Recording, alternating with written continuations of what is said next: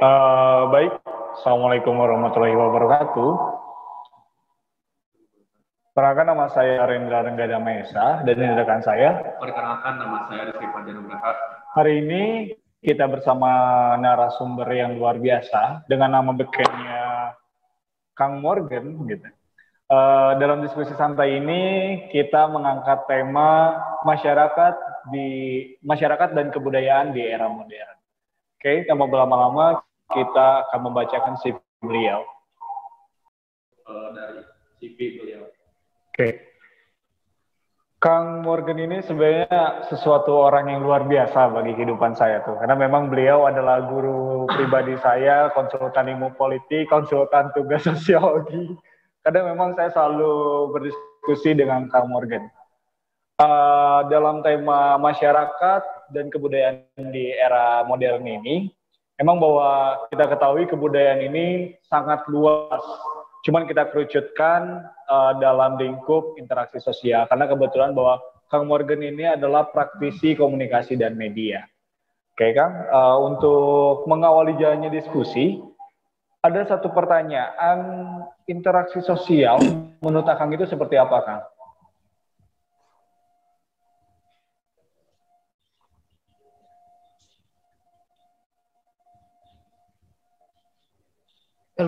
Halo, terputus-putus. Sebentar, suaranya agak terputus-putus, bisa diulang? Gimana Kang? Bisa diulang karena terputus-putus, sepertinya koneksi internetnya. Oh iya, siap. Interaksi sosial, menurut Akang itu seperti apa?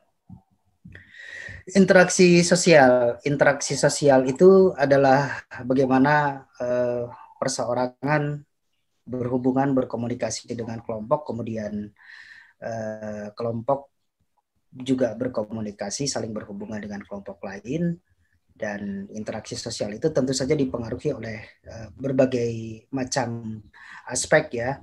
Ada aspek budaya, kemudian aspek geografis. Seperti kita yang di Indonesia tentu interaksi sosialnya akan berbeda dengan mereka yang berada di Amerika.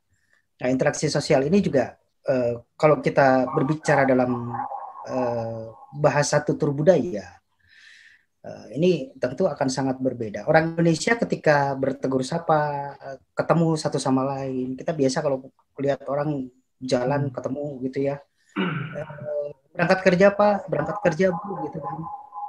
Atau di gang kita ketemu orang baru pulang kerja, kita bisa bertanya, baru pulang Pak. Nah, kalau kita nanya seperti itu pada orang Amerika, kita bisa digamparin karena budaya mereka tidak seperti itu. Nah, karena saya berlatar belakang sastra Inggris, budaya ini sangat berpengaruh ya, sangat memegang peranan yang sangat tinggi terhadap interaksi sosial.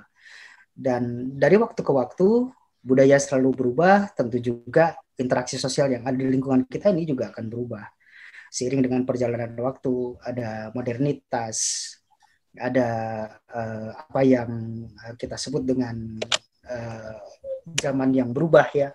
Itu tentu juga akan mengubah pola interaksi yang saat ini terjadi. Berbeda sekali kalau kita bandingkan dengan masa lalu. Nah, jadi interaksi sosial adalah bagaimana pola komunikasi antara manusia yang satu dengan manusia yang lain, baik itu kelompok terhadap perorangan terhadap kelompok, atau kelompok dengan kelompok lainnya. Oke, luar biasa. Mungkin ada pertanyaan berikutnya? Mungkin pertanyaan dari saya kan, saya tuh mau nanya soal masalah faktor penyebabnya kan, adanya tentang masalah modernisasi interaksi sosial. Coba faktor penyebabnya diulangi lagi. Tadi ada sedikit kesalahan. Coba mungkin nggak terdengar sama kan? Gimana ulang? Oke, saya nanya ulangnya kan, faktor penyebab dari adanya modernisasi interaksi sosial itu faktornya apa? Faktor yang menjadi penyebab modernisasi dan pengaruhnya terhadap interaksi sosial adalah perubahan itu sendiri. Karena dari waktu ke waktu tentu pola hidup manusia berubah. Dulu ketika saya kecil di akhir tahun 70-an sampai 80-an, jadi ketahuan banget saya tuanya gitu kan. Bagaimana pola berinteraksi masyarakatnya dengan saat ini sangat berbeda gitu. Saya dari tahun 78 ketika saya masuk SD sampai tahun 85, kemudian ketika saya berkuliah dan sekarang ada banyak perubahan besar di dalam modernitas ini. Di antaranya dulu ketika saya masih kecil, masih SD, berhubungan sosial itu sangat mudah karena setiap pulang sekolah, belum ada televisi yang bersiaran setiap hari gitu kan. Bayangkan tahun 80-an, tahun 79, 80 tuh nggak ada TV sepulang sekolah. Kalau sekarang kan kita mau kapanpun bisa menyalakan TV, kita bisa melihat apa yang terjadi di luar sana melalui televisi. Dulu tidak. Yang ada adalah bagaimana akhirnya kita mengisi waktu di luar sekolah tersebut dengan bermain bersama teman-teman. Biasanya ada segmen-segmennya. Kalau siang hari itu sepulang sekolah umumnya tidur siang dulu, jam 1:30 bangun mandi, kemudian main sampai dengan asar gitu ya. Setelah asar kita kembali ke rumah, mandi, berkumpul sama keluarga. Maghrib itu biasanya adanya di masjid. Sekarang anak-anak berbeda kan interaksi. Nah, perbedaan-perbedaan ini juga tentu akan berpengaruh pada interaksi sosial.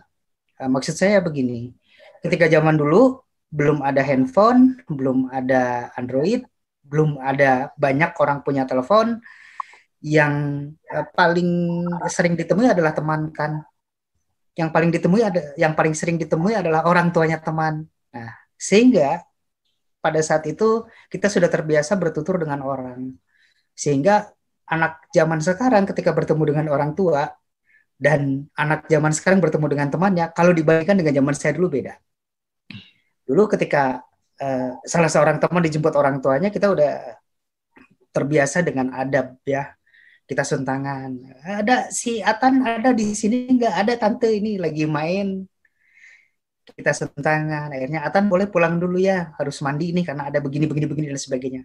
Kita melakukan hormat yang sama seperti pada orang tua sendiri. Tapi dengan adanya modernitas, kita jarang berinteraksi. Interaksi pun umumnya lewat jauh seperti pada saat sekarang ini kita berinteraksi secara jarak jauh. Itu adabnya berbeda pasti. Ketika dulu orang sering berinteraksi, kita tahu bagaimana menghadapi A, B, C, rentang usia seseorang. Tapi sekarang kita nggak tahu kan. Di telepon saja ada salah seorang pengguna jasa saya, dia usianya jauh di bawah saya, dia tidak tahu gitu kalau saya sudah aki-aki ya. Nah, dia ke saya ceritanya mau bikin iklan dan dia cuma bilang, Gen, katanya suka bikin iklan ya. Usaha jelema calutak pisan, saya bilang gitu. Begitu dilihat, oh, saya paham. Ini karena interaksi sosial ya, saya juga nggak marah gitu ya. Hanya setelah tahu ketika usia saya ternyata jauh di atas dia, akhirnya klien saya tersebut bilang, aduh akang punten kamarinya. Saya nampaknya bahasa komunikasinya tidak begitu kenal sama akang. Saya juga jawab dengan bahasa yang santai aja, biasa bro, karena kita belum pernah ketemu gitu kan. Nah inilah modernitas, kecanggihan teknologi pasti akan berhubungan erat dengan perubahan interaksi. Mengerucut pada pertanyaan barusan, artinya modernitas itu memegang peranan yang sangat besar dalam perubahan komunikasi, baik itu secara verbal maupun juga gestur, karena gestur sangat berpengaruh terhadap adab kan, terhadap tata krama. Unggah-ungguh kalau orang Jawa bilang, rengkuh kalau orang Sunda bilang gitu kan. Nah, dengan modernitas ini orang yang berinteraksi artinya tidak terlatih untuk bagaimana bisa berkomunikasi dengan baik dengan orang yang berbeda status sosialnya, berbeda dengan usianya gitu ya, berbeda stratanya. Saya bukan bermaksud mengkelompokkan, tapi memang kita kan tentu akan berbeda status sosial kita sebagai masyarakat. Bila ketemu pejabat pasti juga akan rengkuh kita dipakai gitu kan. Zaman sekarang apakah ada itu? Masih ada, tetapi perubahannya sangat besar. Artinya ada satu dekadensi moralitas yang sangat besar di dalam perilaku manusia. Ada perubahan besar, ada degradasi penurunan adab, degradasi, penurunan tata krama itu imbas dari modernisasi tadi. Itu jawaban saya. Oke, baik. Memang luar biasa pada zaman sekarang itu.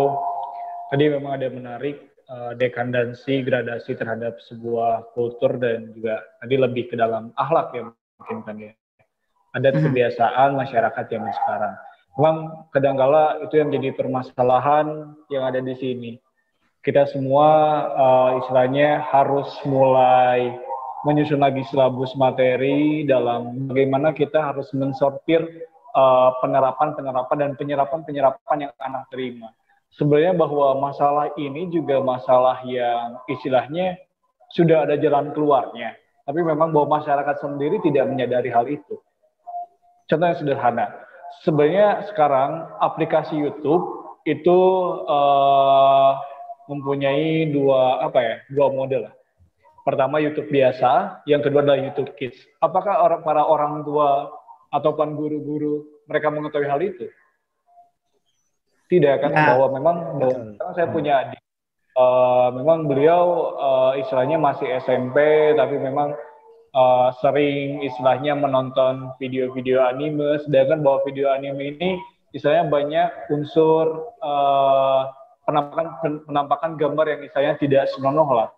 Dan ini memang bahwa dari pemerintah dan masyarakat sendiri, juga para guru-guru, seluruh elemen yang ada di masyarakat ini harus berkolaborasi bersama dalam mensinergiskan bahwa kita harus menerima penerimaan ICT, informasi komunikasi dan teknologi, tapi kita pun juga harus mampu beradaptasi gitu, supaya bahwa dalam penyerapan ini tidak salah arah. Tadi bahwa Kang Indra sudah istilahnya memborong faktor dan dampak. Coba saya bertanya lagi, keunikan interaksi sosial di era modernisasi itu seperti apa, Kang? Sebetulnya uniknya adalah karena kita tidak harus bertemu secara langsung. Artinya batas-batas waktu, batas-batas wilayah itu tidak menjadi persoalan di dalam komunikasi. Itu uniknya ya. Hanya saya ingin menggarisbawahi apa yang disampaikan Mahesa barusan, yaitu soal adaptasi. Artinya ketika kita sudah tidak memiliki sekat-sekat dalam waktu, dalam batas wilayah, dalam waktu siang dan malam yang berbeda, ini kita harus pandai beradaptasi, itu benar. Artinya segala bentuk keunikan yang tadi dikatakan ya, kita tidak ada sekat-sekat ruang waktu, batas wilayah, kita juga harus mengerti ketika kita akan berkomunikasi seperti saat ini jam 13 ya, lebih 43 menit. Nah, kita mau berkomunikasi dengan seorang teman yang begitu urgent di belahan dunia yang berbeda, kita juga harus tahu, kita harus mengerti apakah waktunya sesuai atau waktunya tidak. Nah, itu barangkali yang harus kita pelajari di dalam konteks budaya. Dulu saya belajar apa yang disebut dengan cross culture. Sayangnya pendidikan soal cross culture ini hanya ada di sastra ya. Sementara sebetulnya sastra dan budaya, orang-orang yang belajar budaya juga pasti cross culture akan belajar. Sebetulnya hal ini harus juga diketahui oleh banyak hal sebagai ini ya, sebagai salah satu materi perkuliahan umum. Ada MKDU kan, mata kuliah dasar umum. Agar modernitas yang unik ini tetap kita nanti akan bisa beradaptasi dengan baik sehingga kita tidak melanggar norma, kita tidak melanggar adat, dan juga tidak melanggar kesopanan. Bayangkan kalau kita siang, terus kita nelpon ke Denver, di sana masih subuh jam 3 jam 4 pagi, kita kan kurang ajar banget gitu ya. Tiba-tiba, halo bro, apa kabar di Denver gitu kan. Nah, itu yang perlu dipelajari, cross culture. Semakin unik satu modernitas, kita juga harus bisa beradaptasi dan kemudian memahami tata krama di dalam menggunakan modernitas itu di dalam berkomunikasi. Gitu Mahesa.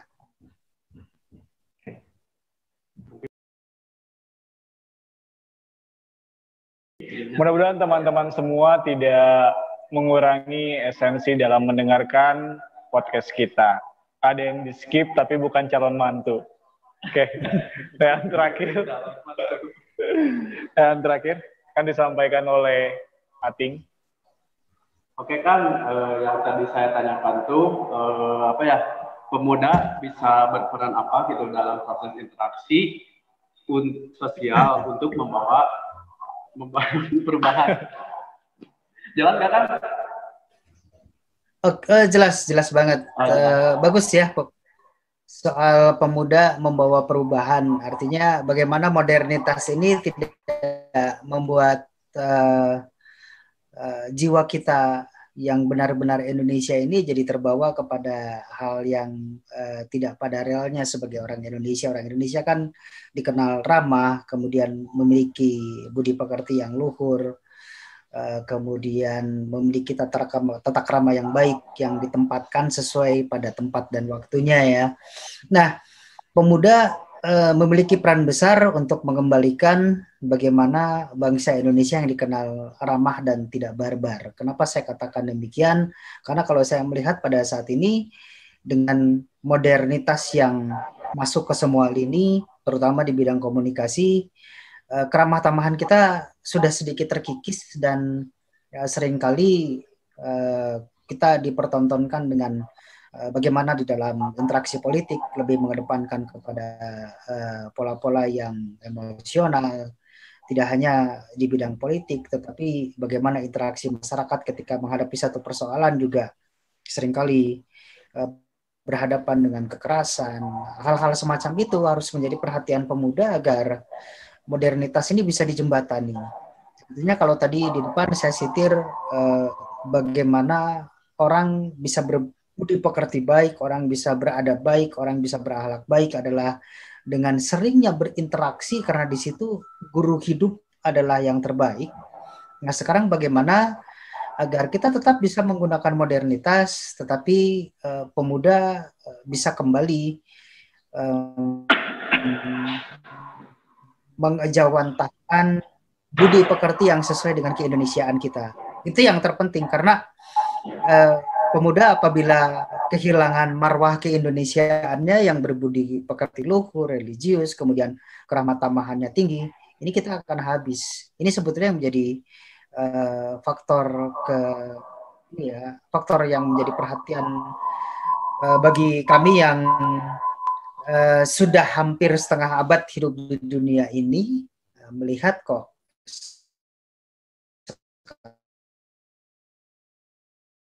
banyak krisis yang harus segera dibenahi oleh para pemuda.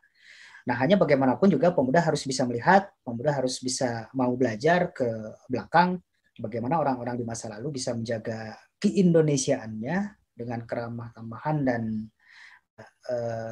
kalau dalam bahasa Sunda hade goreng kubasa gitu ya, segala macam itu kita bermusyawarah, kita berbicara, mengedepankan sopan santun dan tata krama. Nah, itu coba ada interaksi dengan mereka yang memahami itu untuk kemudian nanti diejawantahkan oleh para pemuda, dijadikan contoh, dijadikan satu pembahasan dalam pertemuan-pertemuan tertentu. Karena saat ini memang kami seringkali mengelus dada, mengurut dada. Aduh, nah kieu gitu ya, berdak zaman ayeuna mah. Ini harus tetap segera dibenahi. Artinya tetap jalankan modernitas, tapi jangan kehilangan bagaimana ciri khas orang Timur, kehidupan sosial sehari-hari. Itu saja barangkali dari saya.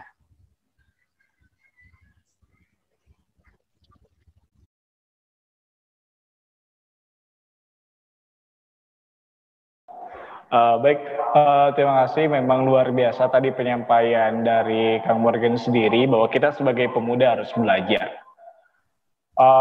Lalu memang bahwa kalau misalkan saya dengan Kang Morgan sendiri sering berdiskusi, kita mempunyai tagar yang sama-sama di mana kita ini sebagai generasi penerus bangsa, bukan sebagai generasi penerus bangsa. Karena kalau generasi penerus bangsa, apa yang mau kita teruskan dan apa yang mau kita turunkan pada keadaan yang saat ini.